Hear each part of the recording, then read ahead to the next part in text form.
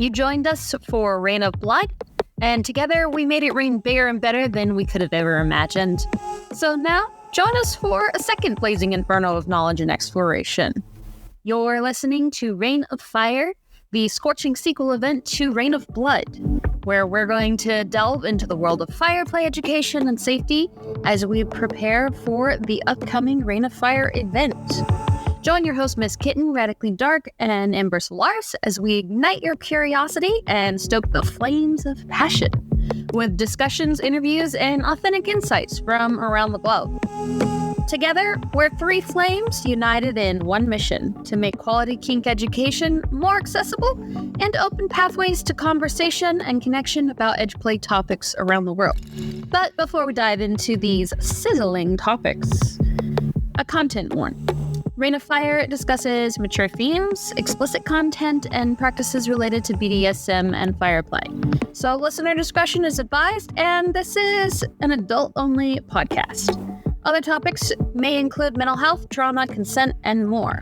So please be sure you're in a good spot to engage in these topics before continuing to listen. So grab your fire gear, stoke the flames of curiosity, and let's embark on this crackling journey together. Welcome to Rain of Fire.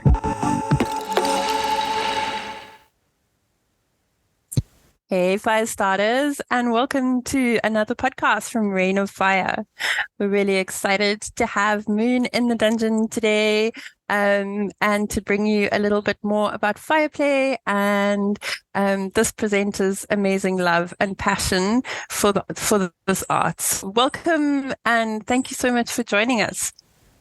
Well, thank you very much for having me all the way from the globe. Yeah, I love that we can connect. So just tell our listeners where you're based. I'm based in Haarlem in Holland. Yay. It's a little town really near Amsterdam. So I have the best of both worlds. The easy part of living in a suburb, basically in the Queen of Suburbia. And really living close to Amsterdam, big city, but also close to the beach. So yeah, I'm kind of happy. I love my beach. My beach is part of my routine every morning. So I feel you on the beach. And we have to say we're madly in love with all the Dutch. I think you guys have stolen my heart after Rain of Blood. So we're very excited to have you on board with us. And you came highly recommended from your Dutch counterparts as well. So they all speak they all say really good things about you. So we're very honored and we're very thankful. And just to start, before we get into your classes and stuff that you're going to be hosting, do you want to tell our listeners a little bit about you, how you found kink, and then how you evolved to finding fire? For sure. Well, I'm Damon, and my vanilla life is Monica.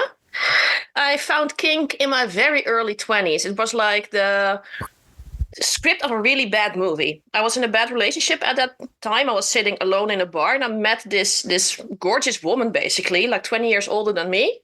And we just had a drink together, and we started talking about work. And she was a lifestyle and pro-dom.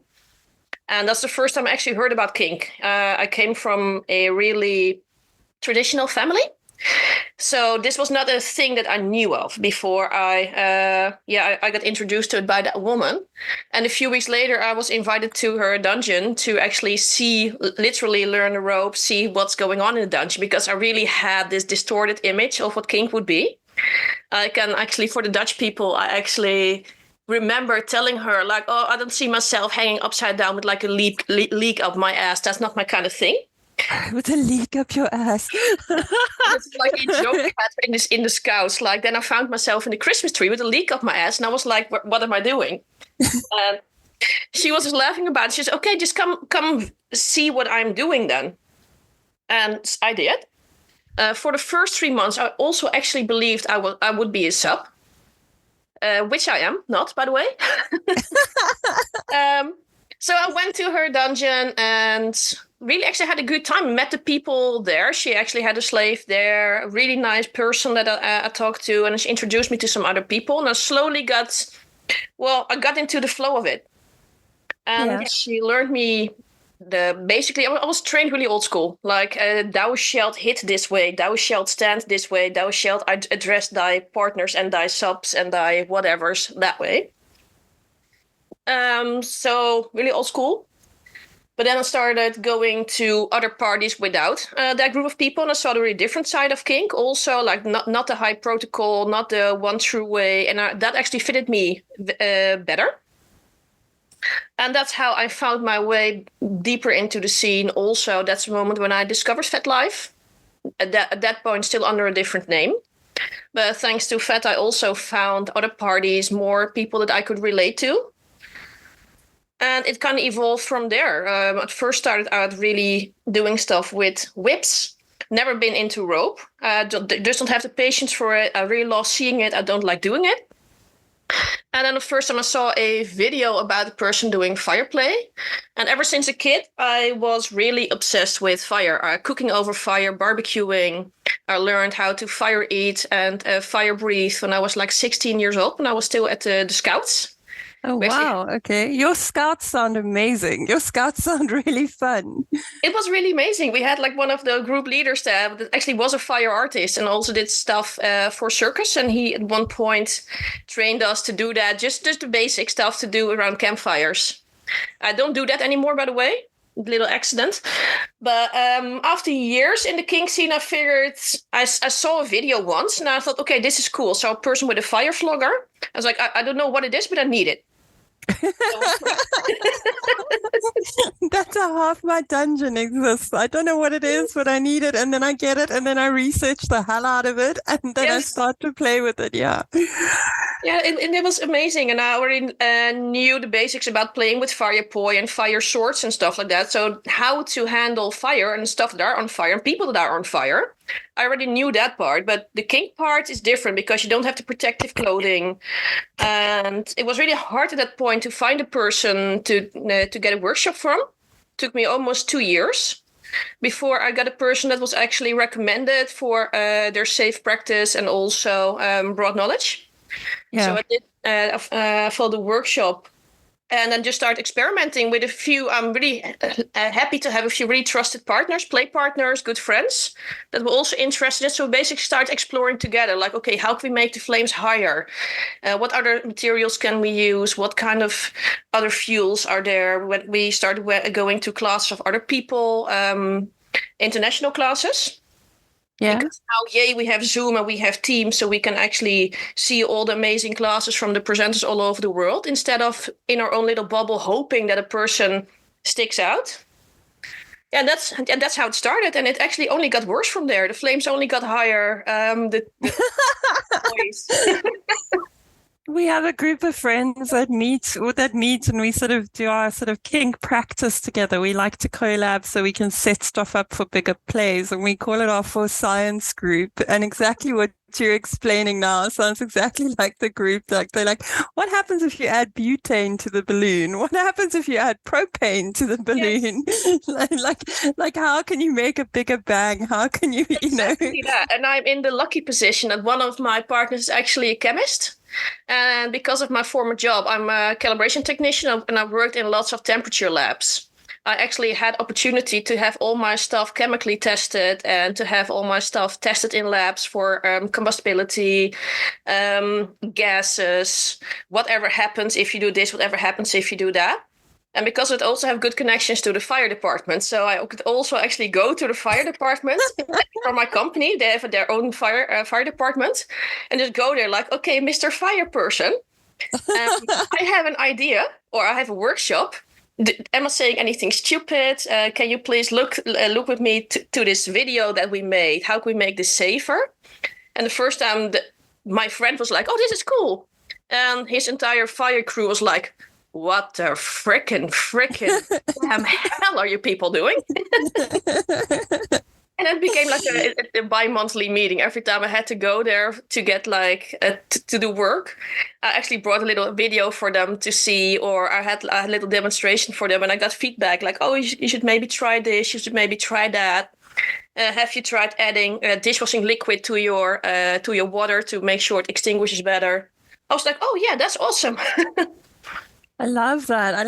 I that's the one thing kink has been for me on this journey is this collab between people, this creative collab, and this creative collab grows all of us so much. And I think that, as much as I love the actual physical kink and the skill, that collaboration between a whole lot of people, and it's just widened my circle of people. And even the lady at the sewing shop has these like long chats with me about the elasticity of the thread, and she knows exactly what I'm doing with it, and she knows that it's going on somebody's body. And she's like, she's about 86 in the shade, and she's so in it to win it. And if she's got a new color or something exciting, she'll give me a call. And just like the connections that I've made with kink have really been great. So I love your fireman story. I'm a bit jealous that you have a whole fireman team. Like I think that's very cool. It took some hard work, because actually the first time I met the person that's my contact at the fire department, they did an fire drill at a factory where I was working. And he actually had to, I didn't know they had a fire drill, and he didn't know that building was not part of the fire drill. So he tried to evacuate me. Why didn't want to go? You didn't want to go. No. And you used your best sub qualities to say no. I'm sure. I kicked and I screamed, because at one point the person is basically grabbing you from the back, because he thought I was one of the training actors, like the Lotus victims. And he was like, yeah, you're one of the most feisty Lotus victims. I'm not a fucking Lotus victim. I'm trying to do my goddamn job here. You're making a fool of me in front of my intern. And he was like, oh, shit. They totally forgot to tell us that they had a fire drill in that specific part of the factory. So he did exactly what he had to do. We were never supposed to be there. But after that part, that was like, 15 years ago by now.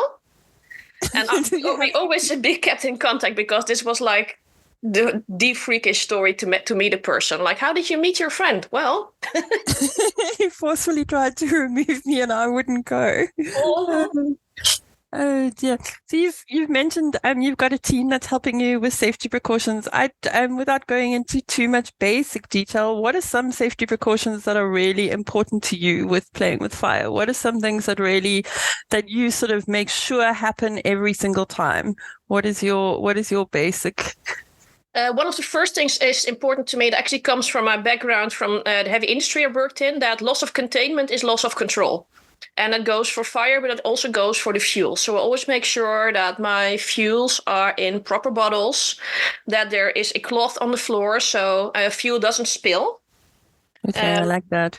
If you have like a carpet, people always like, oh, there's a carpet, so I can do fire play. Yeah, you can. It will just help you make sure the fuel does not spread anywhere. Always checking my materials, not once, but like 2 or 3 times. Okay. Even before the show, I've seen a few shows where stuff went wrong, and pieces of floggers or pieces of fire canes were basically launched into the audience. I was like, no, this has never happened to me, and it will at one point, because we're all going to make that mistake at one point. Yeah. But I'm going to do my best to make sure it won't. Also, to make sure you're in a good state of mind yourself, I see that. I see. I have very limited fire experience. Like coming from Africa, I think you guys will turn in your graves when you see how we handle fire. We handle everything with a African law about it. We're getting better, but I think that fire is about timing. From my experience with it, and the more I learn about fire, the more I realize that your timing matters so much. You only have so much burn time. You only have so much available period that you can use the medium correctly. So you've got to be quick, and you've got to be super present. So so we talk about capacity when we do sharps play. We talk about capacity when we do impact play. But I think when we talk about capacity in fire play, it's so critical that you are 100% committed to the task, because that timing is seconds. You're literally talking about 60-second burn or a minute burn. You're not talking about a 15-minute window, and the room for error between swiping it off for me and not swiping it or missing it and burning somebody is literally a second and a half. It's not a huge amount of time. So I love that you brought that up, because I think that's hugely important. So I think that mental check-in, that what is my capacity today? It's not the Olympics. Nobody's giving me a prize for what I'm about to do. So am I really capable of doing the job? I think that's really important. And I always think it's important to also check your safety precautions, because you can always learn about it in theory, or you can always think that you're not afraid of it. Oh no, I saw the video, I know how to put out a big fire. But the first time a person lays in front of you who's actually on fire, non-consensually, kicking and screaming, that's a whole different ballgame. So I think it's really important that you practice your safety precautions so that you know what you're doing when shit hits the fan. And shit will hit the fan. Like we're playing with fire. Fire is hard to control. And you're going to get burnt at some point. You're going to get burnt. So I really love that reminder. So we're in sort of like if there's a level below kindergarten, that's kind of where my fire team is at the moment. We're sort of practicing the skills needed, and that skill is how to get the safety equipment from where it is to the person who's not on fire at this stage. We haven't lit them on fire at all, but things like learning how to roll them up, learning how to use the wet towel, learning how to use the fire extinguisher, all of those things, and being able to do it without thinking. So just running little drills so that we are able to do those things has been sort of our starting point. And it's the same as like my kink is needles, so unfortunately I always go back to that. But the same as like when you get a needle stick in a demo, you know, your first reaction, it doesn't matter how many videos you've watched, your first reaction is mass panic. Like it really is. Like you have no process for it. So practicing the needle stick technique for 200 needles is really important, because then it becomes automatic. It's not something you've got to go back and think to. Your body automatically responds in it. So yeah, just knowing the medium that you're working with, knowing the tools that you're working with, but then treating the safety equipment in the same way, like really understanding it, really making it part of you, so it's not a foreign object. Because in that moment, like you said before, there's a mass panic when somebody is on fire. I have not experienced that personally, but I have burnt a kitchen down. So I will tell you, when I burnt the kitchen down, the extinguisher was there and I couldn't reach it because I hadn't, because we hadn't used it ever. It was in a situation where it was neatly hidden away in the back corner and I had to get through the fire to get it. So if I had thought about it a little bit cleverly, I would never have put it in the back corner ever. But because we hadn't used it in 10 years, it seemed like a great place to keep the fire extinguisher. So yeah, so the less you use it, the scarier it gets to use it. Like at one point we had a demonstration at a party, and there were lots of people there with lots of experience. And we did like a true or false game. Like, how should we extinguish a person? How should we make sure the room gets cleared off? How many fire exits should we have? And true or false. Or left or right, basically had people point at stuff. And I had like this, I'm not even sure what the English name for it is, but one of those, so CO2 extinguishers, where the really cold snow comes from.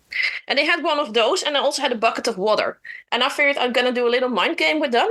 And they were all like, okay, who has experience with fire play? And more than half the room said they had plenty of experience. And I positioned myself next to the extinguisher. And I said, okay, imagine my bottom here being on fire, blah, blah, blah. Something went bad. What are you going to do? Bucket of water or extinguisher? And because I was standing in front of the extinguisher, people stopped thinking for themselves, and they all went to stand on my side, on the part of the extinguisher side. Yeah. Well, if you extinguish a person with a CO2 extinguisher, you're not going to help them. So for all of us who don't know the answer to this question, do you want to explain why you don't extinguish a person with a CO2 extinguisher? Or you burn them. There are two things happening. You actually take away their oxygen, but you also freeze them. So you have freeze burn, and you have a problem that they can breathe, and probably at the same time. And you have those foam extinguishers. Those can be used on people, but that's the only one basically that's safe to use, because there's actually snow coming out of them, really cold snow. So the sadist in me is smiling, but I know better than that. I will make sure we don't use a CO2 extinguisher. But that's something that's never been covered in any of the classes that I've gone to, which is quite interesting. So you've taught me something. I'm making notes. So the other side of fireplay is the side that we need to come to. How do you engage in fireplay in a consensual and respectful manner? What is important to you? And, what are some green flags when you're playing with another person? Green flags for me is when a person has, to some degree, a fear of fire, at least some respect of fire. It's like, oh no, I'm not afraid at all. Just go ahead. You can do everything to me. That's on its own is already a red flag. And also, if a person wants to comply to the safety regulation, I always say tie up your hair. And just to be on the safe side, there is no evidence that, for instance, body lotion or perfume can set you on fire, but there can be some stuff in there that can respond to that has effects when they're warmed up. So I would say just on the safe side, make sure your skin is clean, your hair is tied up, there's no hairspray in there, stuff like that. Don't wear any synthetics, even though fire department's clothing is also made from synthetics, but that's special kind of synthetics. Yeah. If a person complies with the instructions, it's also a green flag to me. And I always want them to bring, especially when I play with a person with fire for the first time, I want them to bring a person that they trust and know. Because I'm standing close to a person, and at one point I will have to touch skin to skin to extinguish fire, and I always want another person to be there to see that nothing bad happens. And if no, I don't have anybody, or I trust any random person, that would be a red flag for me. The green flag for you would like, okay, I have a partner, or maybe a neighbor, maybe it's their grandmother. I don't care. Just bring a person. Bring your person. What are we doing today, Granny? Oh, I'm just going with my friend to watch somebody burn. That's going to be exciting. Yes. I hope I'm that granny one day. I really do. Yes. Talking about the lotions and stuff, we do quite a lot of wax pour. Mm-hmm. I don't do a lot of lit wax, but heat and any lotion on the body, even if it's water based, can have a really bad effect on the skin. And creating steam is not ideal. So even a water based lotion, for me, like I have the same rule as you do. I want the skin clean. I don't want anything applied to it. I don't want you to hydrate it. I definitely don't want you to add an oil. I definitely don't want you to add a fragranced oil. Like it's something that I'm really adamant about, because just the heat on the water can cause steam, and if that is trapped in any way, it can cause a really nasty burn. So yeah, so not even just, I'm sure the fragrance stuff has a different effect, but even just the hydrating lotion can have a bad effect. And I like the way you said, for the people that follow those instructions, that's a green flag. The people for me that come with 50 arguments about why they needed to do something and haven't followed the instructions are always a big red flag for me, and I'm not keen. I also like how you put a second person in to play with you. I think having it has a twofold advantage for me. Number one, they know the bottom, and they're able to read the bottom better than you can in the first instance. Until you get to know the bottom, it takes you a little bit of time. So they're able to see through any pretense that the bottom is just being brave, or that they're able to really, really give an honest answer.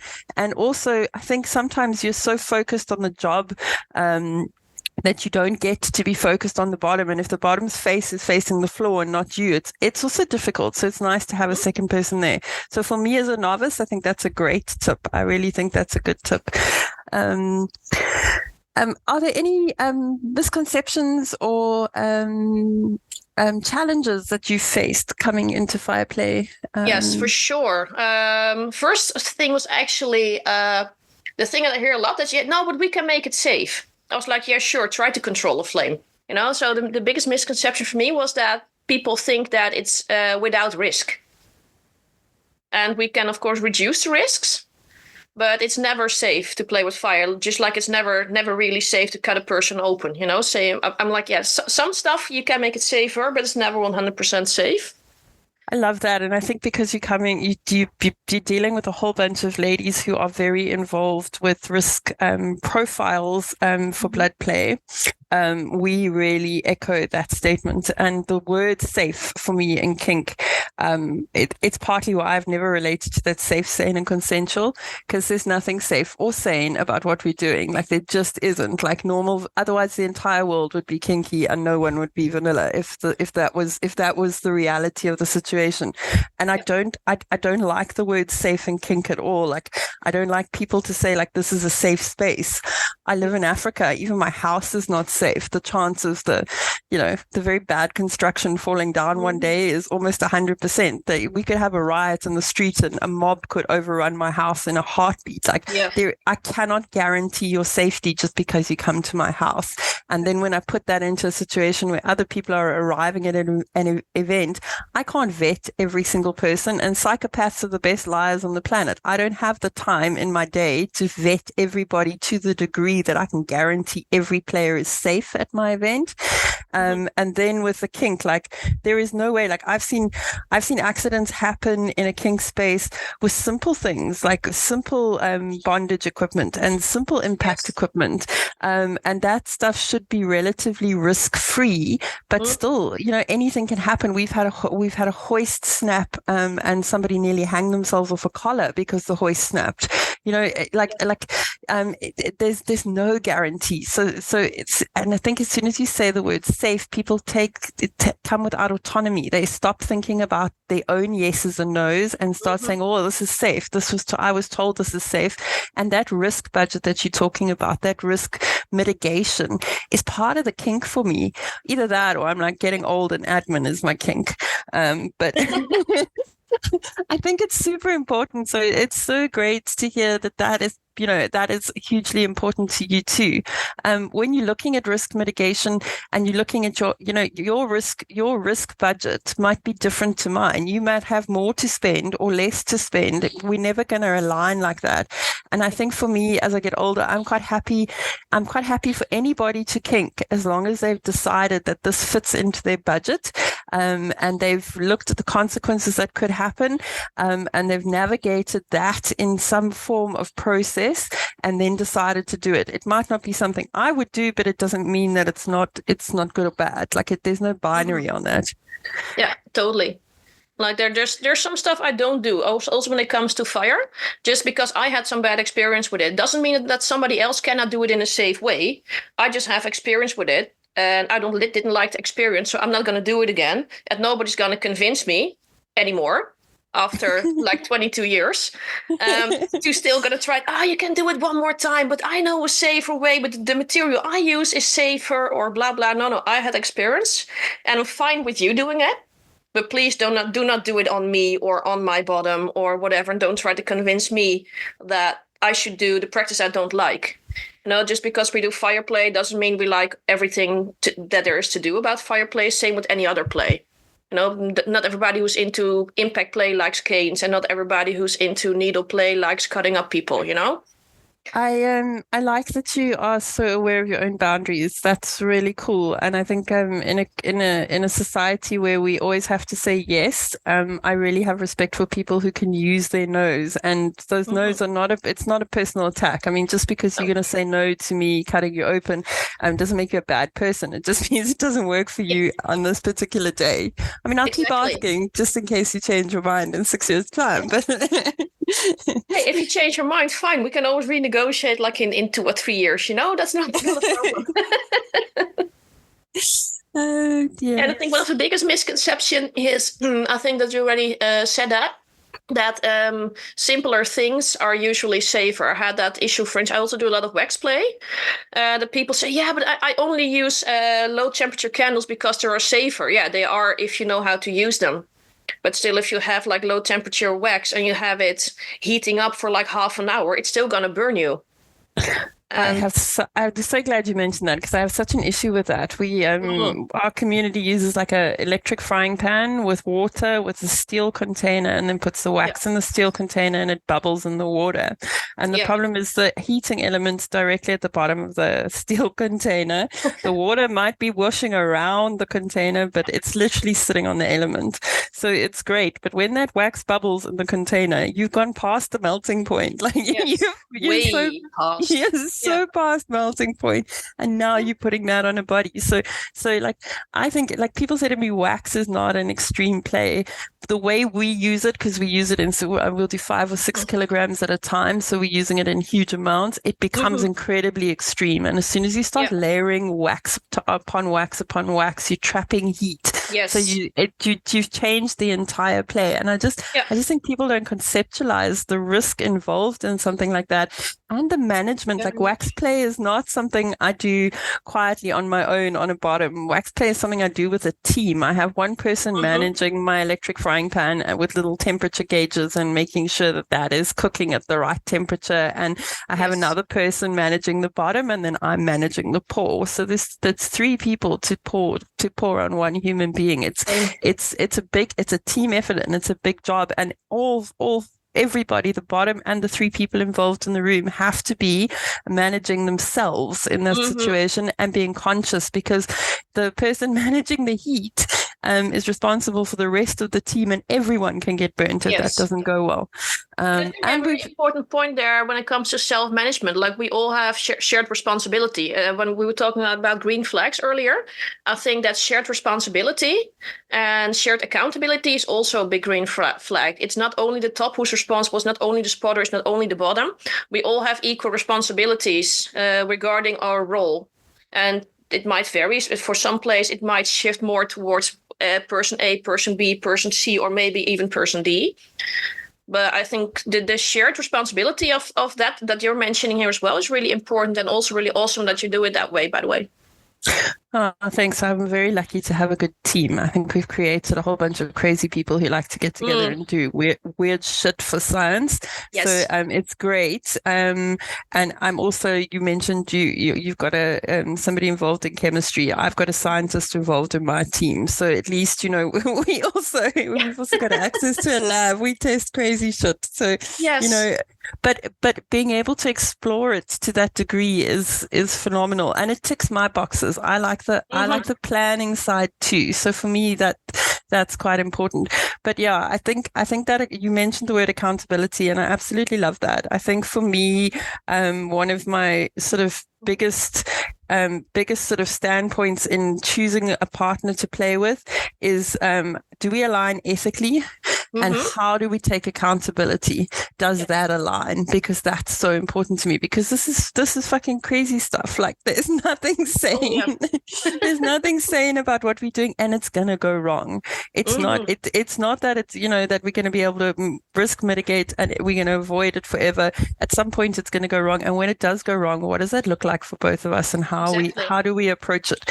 I also think that having a plan of, I went on a consent course years ago, and the woman who gave the consent course said something I've never forgotten. She said, "What is your exit strategy in a relationship?" Like you need to be discussing that as much as you're discussing moving in together. You need to be discussing the exit strategy of how you break the relationship down. And that stuck with me in kink a lot, is what is your exit strategy for this? When it goes wrong, how do we deal with it? What does that look like to you? What do you expect from me? I think those are really important things, especially in edge play. For sure. Yeah, I totally agree with that. But it's also hard to negotiate because sometimes people do not know because they haven't experienced it before. And sometimes in that case, it make like an executive decision. I'm like, okay, if shit hits the fan, we're going to do this, this, and that. And after we did that, like the first initial, let's say the first 8, after we've done that, we're going to sit together and then we're going to talk about it. Because sometimes people just legit do not know because they haven't experienced it before. I actually know people that never had anything in their life going wrong. Seriously. And then something does go wrong. Can be like illness, but also like a play going wrong. And they seriously do not know how to handle the emotion. So that's sometimes when I, as a top, like, okay, we're now going to do this, this, and that. And that's why my spotter always comes in as well, to make sure that there's always a third party there being able to care for any people that might not be able to care for themselves at that point.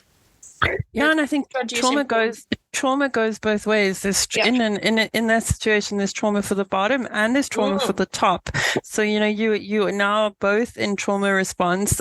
Some of us have had more training or more practice in trauma response than others. Yes. Crazy.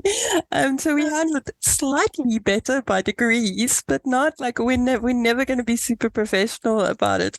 And I do think that there needs to be some understanding and accountability going into the play. So I do love that is important to you and that you raised that. What do you how do you educate and inform others about fire play in order to lessen the stigma or misconceptions attached to it? Well, I teach a lot of workshops, and especially the fire play workshops. Education is kind of expensive. I still have to go there. I still have to eat. I'm starting my own business at the moment in kink education and kinky coaching. So I quit my actual job a while back. So education is something that's normally quite expensive, but especially for fire play and edge play, I try to keep my workshops as affordable as possible, and also often work for free or for near expenses to make sure it's available for everybody. And always try even when we do regular play at a venue or when we give a show or a demo, we always make sure that we don't only tell people what we do, but we really almost to an extent, it almost looks like acting, but really want to make sure that I really ask my bottom, is this okay? Are you okay? So when we're just playing together, we have enough just with some simple gestures because we know each other. But especially when we're in public, we want to make sure that everybody, all bystanders can see that we are checking in with each other, not only me with him, but also us with the bottom, and us with the spotter and us with the DM. To make sure that there's nothing happening that people might interpret it the wrong way. I like that, and I make an effort that we check each other. I think you're raising another really important point, is that ongoing communication where you don't get stuck in your own head and you're completely connected. And that needs to be practiced, just like you were talking about practicing with your fire extinguisher and stuff like that. That we have a couple of exercises we do where we do the green, yellow, and red game.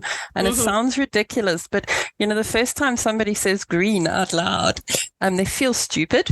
They're not super keen on doing it. But green can be super sexy. So the more that you practice it and the more that it becomes a habit, the easier it is to do.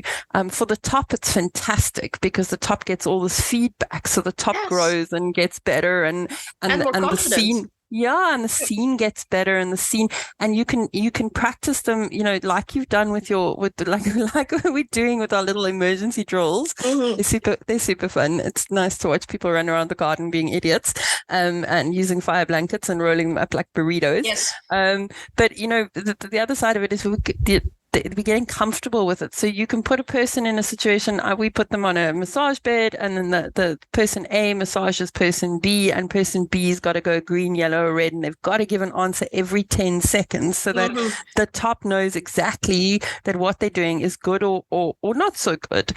And the bottom is checking in all the time. And you just watch the people's enthusiasm grow as the bottom is responding.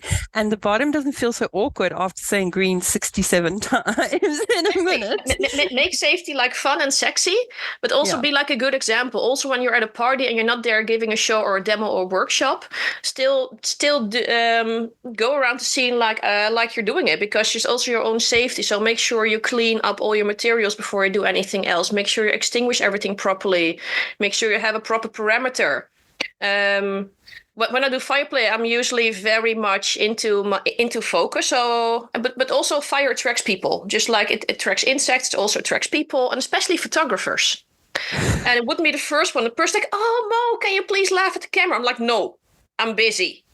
Yeah, but you don't look like you're having fun. I am busy. If you want to see me having fun and dancing, then hire me for a fire show where I can just juggle my batons. And where I'm not hitting a bottom with a burning. I like it, I really like doing it. So I don't have a serious face because I don't like it, but I'm focused on the bottom and I'm not focused on the photographer. So if I look nice on camera or sexy on video, I don't care when I'm doing a scene because I'm focusing on the bottom. So I love that. Yeah. I think that's the thing, especially when it comes to education. The whole thing, we shouldn't make it too heavy. Like now we're addressing some really heavy subjects. Of course, that's important, but we're also addressing it in a fun way, I think. So if we make the safety part too heavy and too complicated, it's going to be harder for people to do it. So also make sure that when we do education, make sure that, but it's exactly the examples that you're already also giving, that the safety part is also like fun and engaging, and have people throw wet blankets at each other and show people the difference between water with soap and water without soap. See how it penetrates cloth, for instance. Have people also don't only do the safety part in a boring way, but have them engage and practice that. Fun. Yeah, I love that. And I think, what people forget in kink is we've been talking dirty to our partners in bed for years. Like that's part of like vanilla sex. That dirty talk has been around for years. So all we're doing with the communication and the negotiation is taking that dirty talk and we're putting it in front of the activity. We're not doing it during the activity, but it doesn't need to be clinical. It can be fun. Exactly. And I think, and I really like, I just feel it from you completely, is that your kink journey has to be fun. Like we have a blast. We really do. We giggle and we laugh hysterically, and my sides hurt more from laughing than they ever do from impact. So, and that's why I do it. That's why I find the next thing to play with and explore more, is because of the fun we're having in it. So, So you need to maintain that, and even in the safety aspect of it, that's a great reminder. Is find a way to make it fun. Like our safety drills are fun. They're ridiculous. Grown men running with wet towels is something to see, but it's great, and it means that everybody's learning. And I think any time you're learning without pressure, you're remembering more of it, and it's becoming a process in your head instead of something that you've got to rethink every time. For sure. Yeah, you don't want people to be scared of safety equipment. Like I said, I'm a teacher. I have taught vocational school for the past 8 years now. And it's also the one thing I always told my students, the kids, but also the adults: practice your safety equipment and make sure that they're part of your toolbox. Just like you already said earlier, don't be afraid to use them. They're part of your toolbox, they're part of your equipment, just like your screwdriver is, or in our case, just like a whip is, just like our torch is. Don't be afraid of them. They're just, it's just another tool, but then for a bit more urgent situations. Yeah, and you hope you don't use them, but they also get lonely in the box, so they also need some love. So you need to take them out and practice with them, and that needs to be part of the routine. And that, like you said about checking your equipment, that checking your safety reactions and stuff is part of having a healthy relationship with the medium that you're working in, and part of respecting the medium. Well, for me anyway. Sure. The same way, like we learned needle stick, and then for like 3 months we cut every hub of every needle we put in anybody, so that we now have it. It's so automatic, like there's no panic left in it, and it's just so important to have that understanding. Yeah. So what advice do you have for crazy individuals who are exploring fireplay, like the kitten that you're talking to now, who lives in Africa and is burning everything at the moment? Yay. Well, I'd say like online education is awesome. So first, I'd say, especially if you're not in a position that you can get real life education from your local dungeon, maybe go find workshops online. And try to find some different educators on it, because person A might do this, person B might do that. People might have different regards on safety and regulations based on where they live, because country A has different rules and regulations than country B. Also, some people might have different approaches. So follow workshops. And that's awesome. Online only might not be the best option. If you have the option to go to a live workshop, by all means do, because we can teach you and tell you all about how warm a flame is, but stick your hand in it and then you know. So by all means, also go to live workshops, but also see for yourself what kind of fire play do you like. Some people like this, some people like that, and by all means, experiment. Make sure you have a trusted person behind you, like a spotter, that can help you with it, a partner that's just as crazy, or a play partner, or a good friend that's just as crazy as you are, but maybe on a different level. Yeah. And especially in the beginning, and that's an advice that I give for lots of play. Especially in the beginning, try maybe to get the magic and the kink out of it. Like first try really dry to see what happens. Get a torch and really almost like science.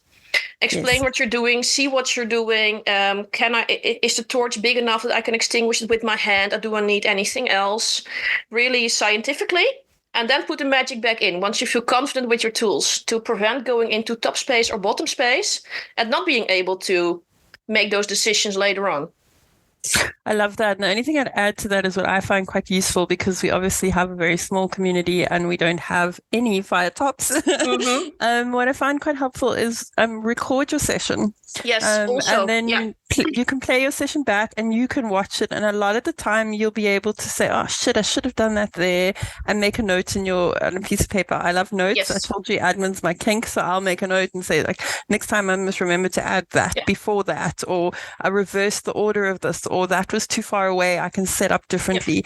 And you can improve yourself. I mean, I do the same with my sports and stuff like that. So it's become that recording is really helpful, and it also gives you an honest perspective of what you are actually doing, and you're not, because I think your head can sometimes lie to you a little bit, and you also, my memory, I might be hitting that happy granny stage where I'm going to be the granny in your dungeon seconding, but my memory can be a bit selective. So having it when I'm learning things and I'm trying new kinks and I'm trying stuff out, I try and record it just so that I can go back and watch it, and I can make changes for myself before I'm putting anybody else at risk. Yes, for sure.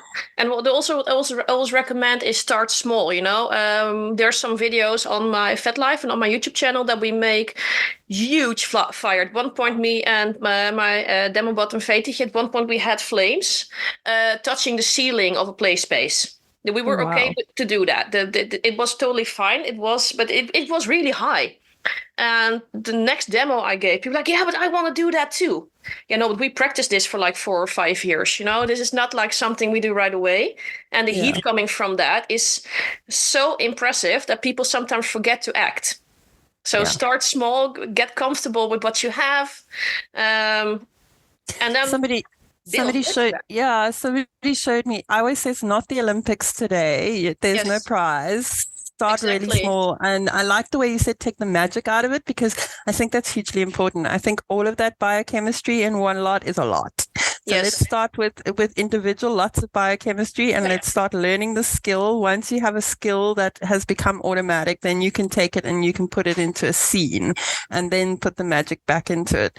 But I really like that. Somebody suggested from a fire torching thing in the beginning is just to work with earbuds, so that the burn time's really quick. It's very easy to manage, it's very easy to blow out, but you get an idea of what the first burn stage looks like, what the second burn stage looks like, and the third burn stage, and then you can be quick enough and just get your timing right.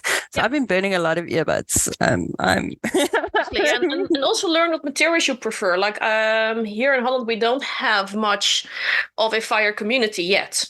There are some people making fire play equipment, but most I have to order from abroad. I'm in the lucky position that one of my best friends makes the best fire floggers.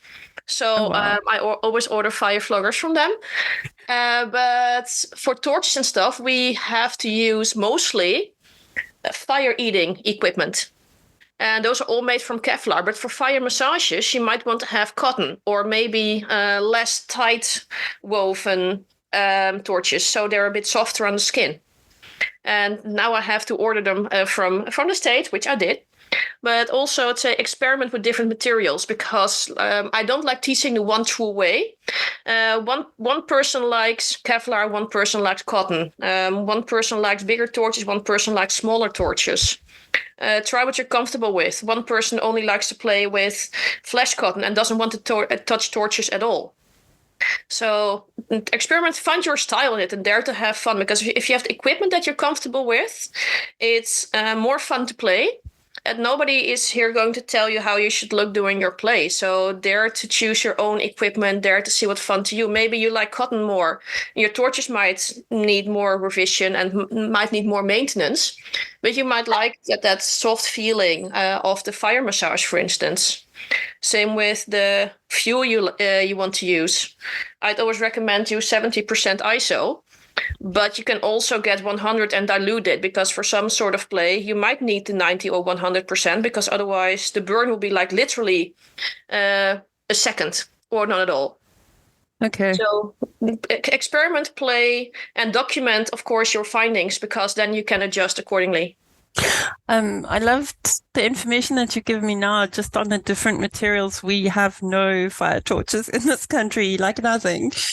Shipping for us is a 6 to 12 month process. Oh. If it arrives, and it probably I have to sell a kidney every time I want to import something on any level. So a lot of our stuff is researched and then handmade. We started our fire journey with flash cotton, which we got people to bring back from overseas for us, because otherwise it's like 200 euros for a bag just to get it into the country. It's I can ridiculous. get a kilo for that, seriously.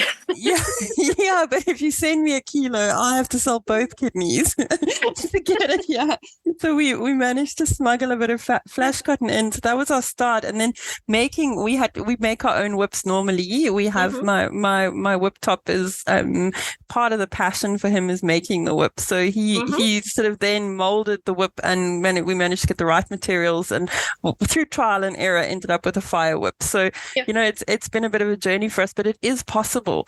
But yes. I loved what you said about the documentation, because I think that's so helpful. I think having a record, because when you don't pick it up for a month, you forget what worked and what didn't work. So going back to a set of notes where you can make changes to improve is really great.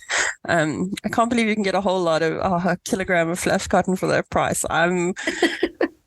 Everybody keeps telling me, and the guys in the UK as well are like, you can buy it in the street corner from the magic shop and it's super cheap. And I'm like, yeah, and then you send it to me, I have to sell a foot or something to get it here. Exactly. Yeah, but I actually had to ship some fire equipment overseas for a workshop, because I wasn't allowed to bring it on a plane for obvious reasons.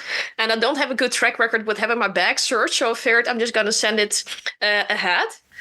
And I think I pissed in some demon's cornflakes or something, because my package went all over the world. I always have bad luck with packages. It had to go from Holland to Hungary, but it went to literally 9 different countries. It ended up at my own home at the day of the con, and not in Hungary. Oh, how frustrating! But that's like shipping in Africa. It could get here, but then our ports could be closed for 6 months, or the postman could just not find your house, or he could just not go to work for 6 weeks, or it's and endless. we actually managed to find something, but the only isopropyl alcohol we found was in one of the IT stores. It was literally like stepping into the IT crowd.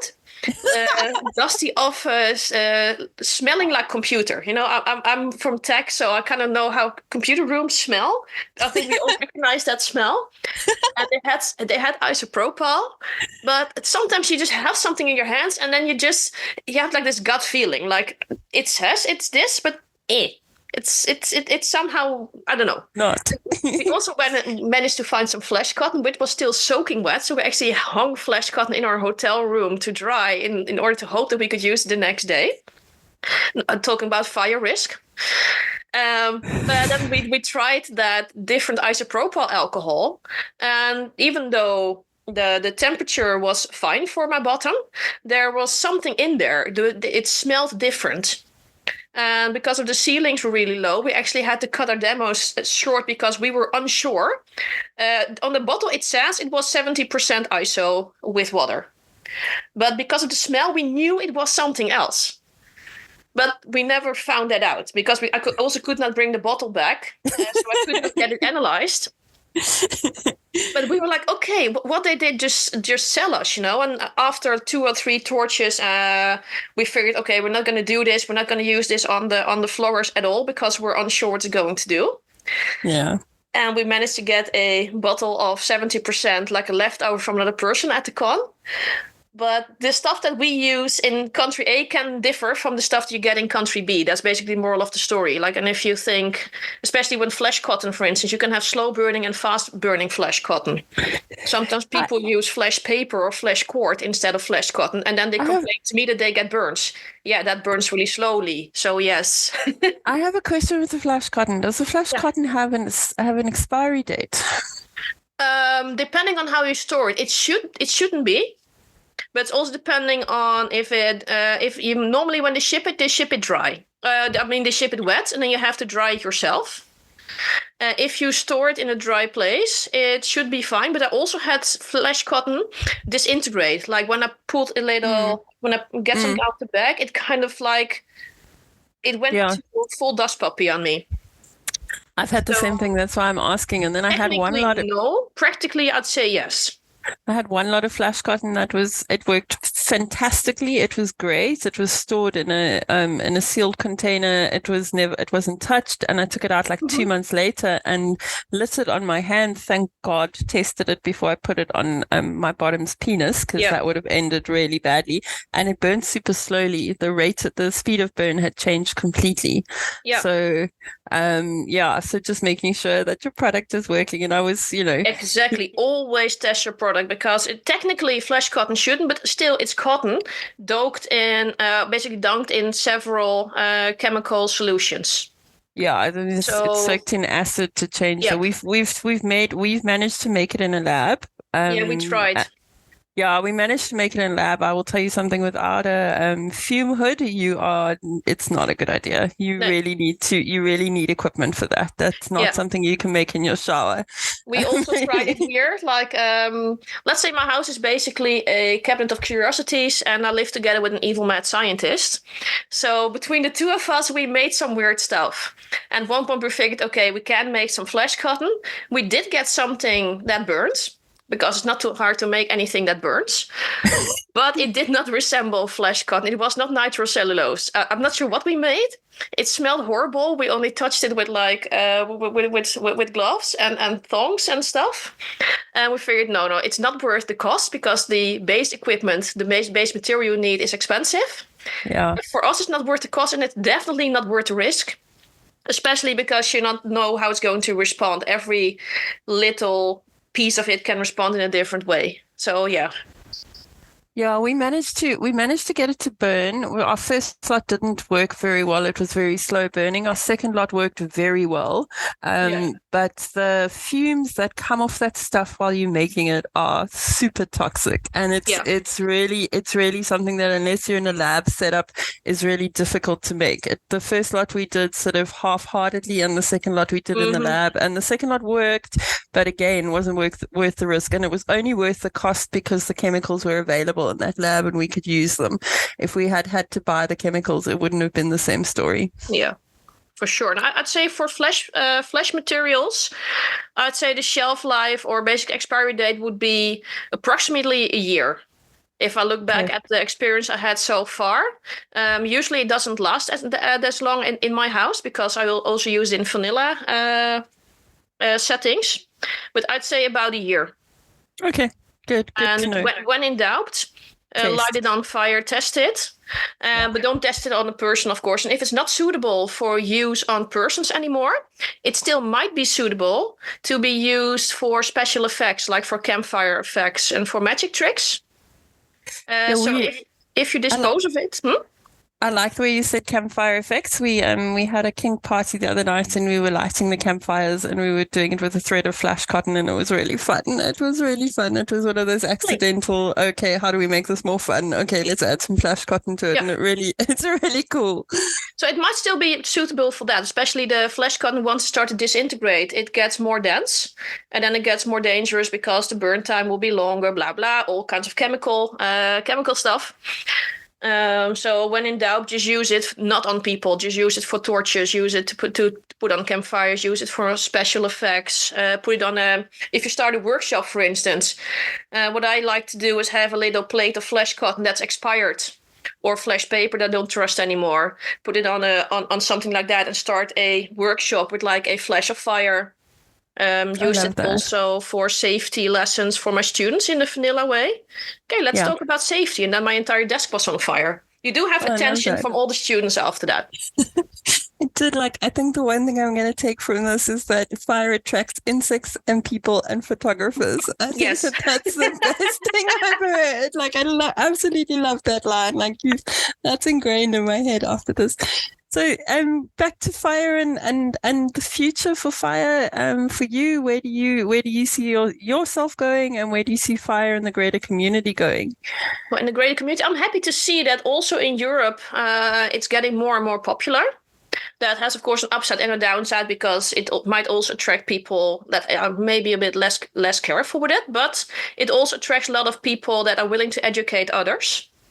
So I think for this part of the world, I'm kind of happy with development for now, because I haven't heard any big incident reports or anything so far. So I think we're doing good here. No, but I see the community expanding here, and more people getting interested in it in a healthy way. I see more conversations about fire play from people not from the US, so more people from other countries getting involved in this. And I think that's awesome. For myself, I am currently looking into doing more kink and ritual stuff.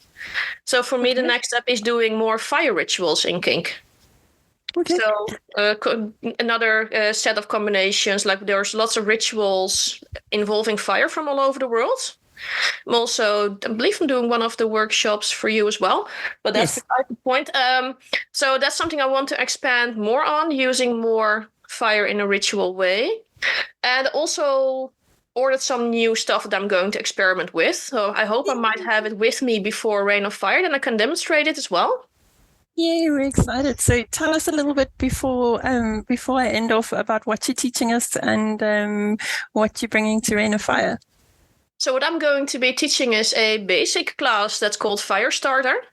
That's about the basics of fire play as I've been taught it here, according to Dutch rules and regulations. So what you need, what kind of skills, what's your preparation, what to do, what not to do. There's some demonstration in there of the more basic fire play skills. There's also one or two more spectacular demonstrations, but that's mostly focused on the basic. If you're not scared about all the safety stuff being told in that workshop, then you're good to go for the rest. No, but seriously, it's the basics of fire play when it comes to safety, some first aid, some equipment. Then we have the Spot On workshop. That's for spotters or people aspiring to be spotters, and that's a workshop I'm doing with my primary partner and also my primary spotter, Zeroka. Talking about what I'm looking for in a spotter, what are the spotter's skills and responsibilities, how is a spotter for fire different from other spotters, because I can spot for fire, but I don't know anything about bondage. So spotter A is not automatically spotter B.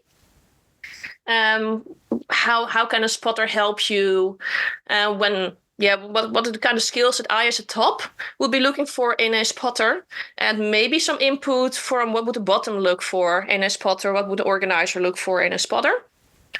And then we have the ritual fire, basically sacred fire. So fire rituals from all over the world. I love that. Like the Walpurgisnacht, jumping over the fire for hand fasting, the lighting of candles, a bit of sacred smoke, candle magic. So every kind of ritual, not every kind, but lots of rituals involving fire from all over the world and how you can incorporate that in kink. I absolutely love that. I'm so excited for your classes. I absolutely love chatting to you. I'm so excited for this. Like, it's education for me is so important, and it's so limited where I am. There's really, like, without online education, I know the ideal is to always find a mentor, but it's really difficult from a cost perspective to find a mentor that I can have in my back garden. It's also illegal to keep people in your back garden without consent. So I've heard something about that. That's why I built like a cellar. So people can see them.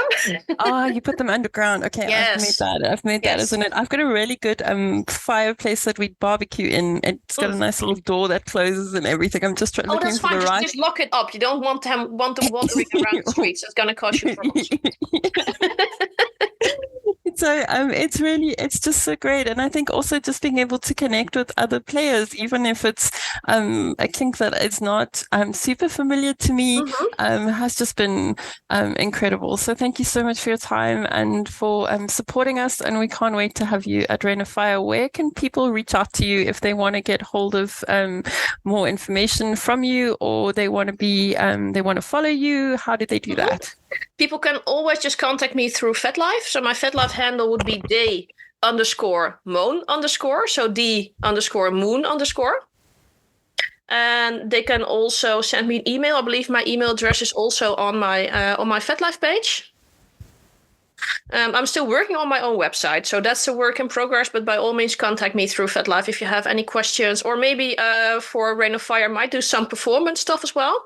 If you have any requests considering a performance or a song I should dance to, also let me know. Always interested to have other people's input in what I'm going to do. But FetLife is the preferred medium, I guess, because my email sometimes gets flooded. But it's also fine to reach me through mail.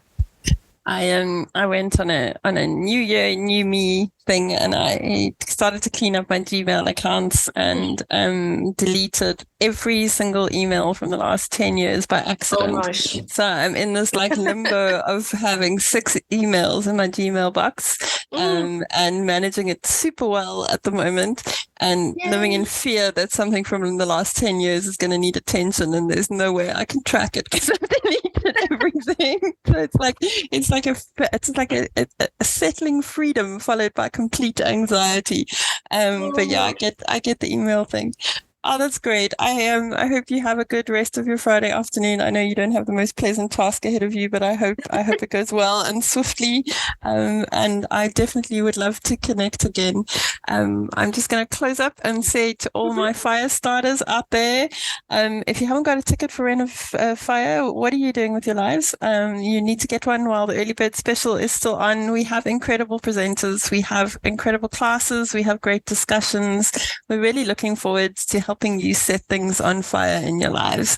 So grab a ticket. If you want to chat to any of our organisers, we're all available on FetLife. We have a new Instagram page, so please give us a follow. And stay safe while you burn other people. And from my dungeon to yours, lots of love and kitten kisses. Bye-bye.